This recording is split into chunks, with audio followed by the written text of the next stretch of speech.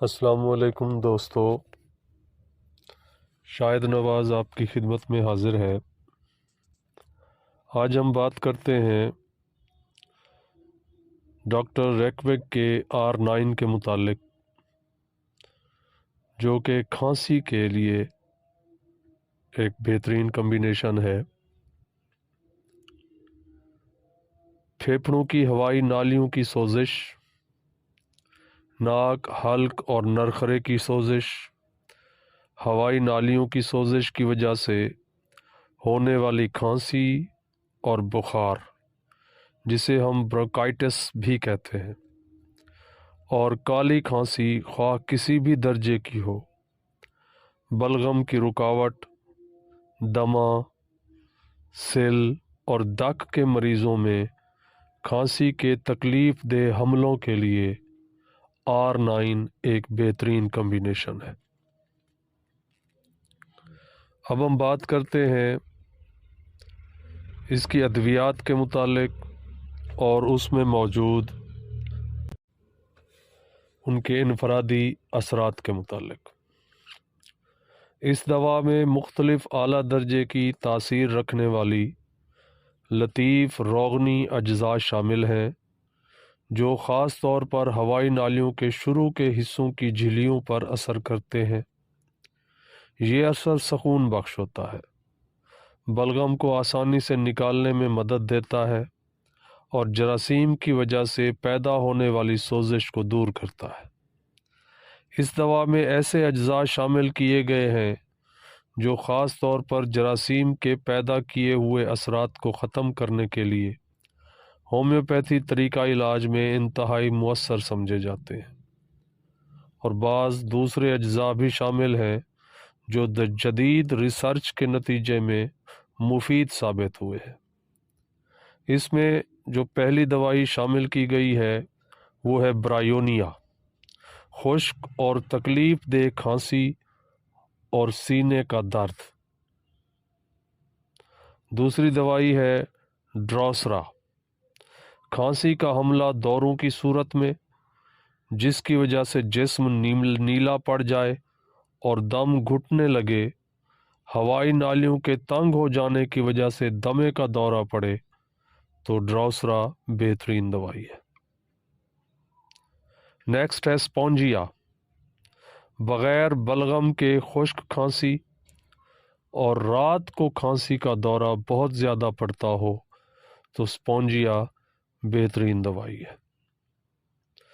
Next ہے کوکس کیکٹائی، حلق کے اندر کی حص زیادہ، ہوائی نالیوں کی تنگی کی وجہ سے کھانسی اور گاڑھا بلغم، سانس لینے میں تنگی اور دشواری اس دوائی کی مین علامات ہیں۔ نیکسٹ دوائی ہے کیوپرم ایسیٹیکم، نالیوں کی تنگی کی وجہ سے کھانسی، گاڑھا بلغم اور سانس میں تنگی ہو تو کیوپرم ایسیٹیکم بہترین دوا ہے۔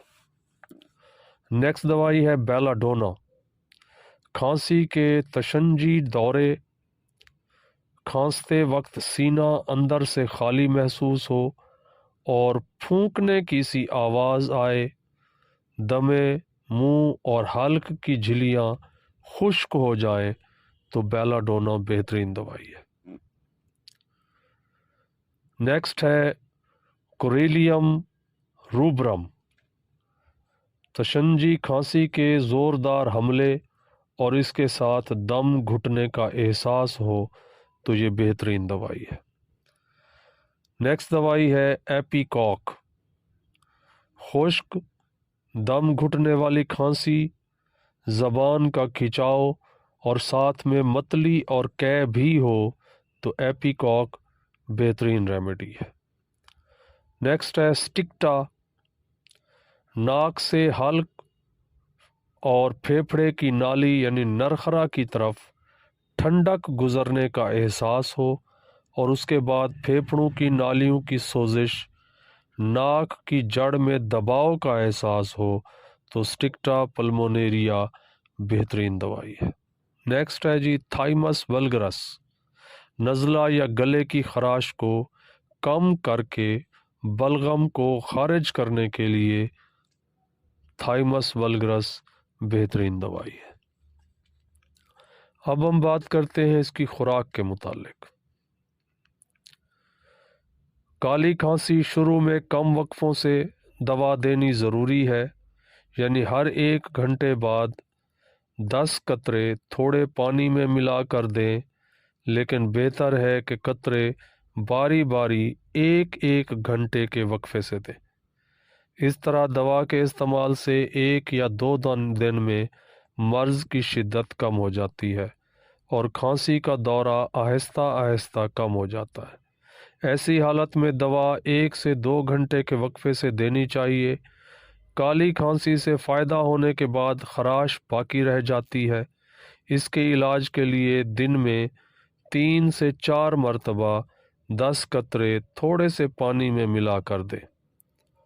फेफड़ों की, हवाई नालियों की शदीद सोजिश और नरखरे और हल्क की सूजन की हालत में हर 2 घंटे से 10 कतरे पानी में मिलाकर इस्तेमाल कराएं। ये दवा बिल्कुल बेज़रर है और हर कोई इसे इस्तेमाल कर सकता है। दवा छोटे बच्चों को भी दी जा सकती है, लेकिन बच्चों को दवा के इस्तेमाल के दौरान निस्बतन ठोस ग़िज़ा देनी बेहतर है। फ्लू की हालत में इस दवा के साथ आप R6 भी दे सकते हैं।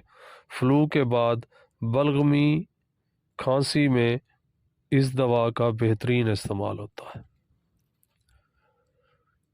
वीडियो पसंद आई हो तो लाइक करें, कमेंट करें, शेयर करें, चैनल को ज़रूर सब्सक्राइब करें और इसके साथ बेल आइकॉन को ज़रूर दबा दें ताकि इस तरह की मालूमाती वीडियोज़ आपको बआसानी मिल सके। दुआ है कि मालिक आपको सेहत और सलामती वाली लंबी ज़िंदगी अता फरमाए।